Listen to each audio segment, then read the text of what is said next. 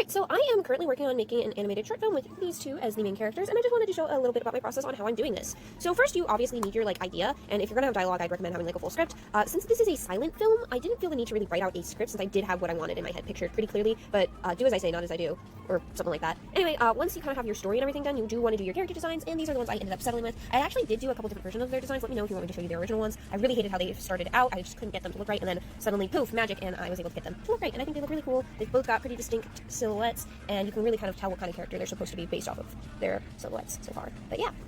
Once you got your character designs down, you want to start on your storyboarding. This is how I do my storyboards in a one-page kind of document with these little boxes, and then they go boop, boop, boop, boop, boop.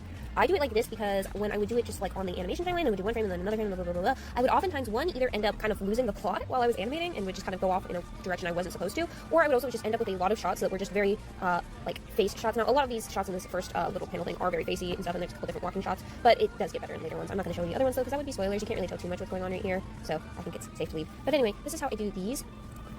After I have my base storyboarding done, I go ahead and set up my animation document. Now, I'm using Krita, so you would have to adjust this for whatever program you're using, but in Krita, basically, once I add in my timeline, I would go here and add in my frames per second and then the total amount of frames. This, of course, ends up kind of getting adjusted as I go through. If you have a solid audio at the beginning that you put in, you can just adjust it to whatever the amount of minutes is into seconds, and then times that by your frame rate. But yeah, so I use 12 frames per second generally with all my animations. Even if I don't actually end up animating at 12 frames per second, if I end up more animating closer to 6 or so frames per second, I am able to do that because you can hold frames in Krita, which I really like. But yeah, that's how I get that set up.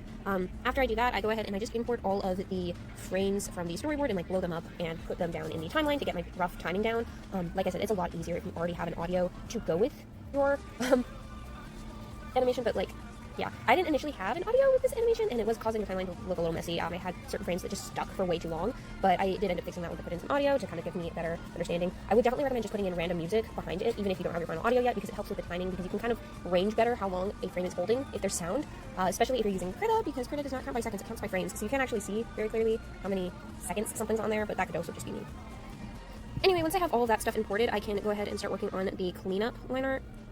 Now, this cleanup is actually very messy as well, as you can see, but this is basically just kind of a cleaned up version of what the frame is. I'll go ahead and add in my additional things to, make it like this. This isn't fully animated yet, though. And then after that, you would do your line art, which these have not actually been lined yet. I've only very briefly started on line art for this, and not for a lot of the frames, but here's an example of a frame that I have actually started some line art on. And I don't go in linear order after I complete the base storyboard. Instead of doing that, I usually will just kind of go through and do the ones that I want to. I do try and get ones that I'm less excited about done earlier on, though, just because I know I'll kind of drag my feet if I leave them to the end. But usually I'll do stuff kind of the really simple shots, and then some of the more complicated ones here and there. But anyway, this is kind of how I do my process. I'll make another video later on with info after the line art stage and everything.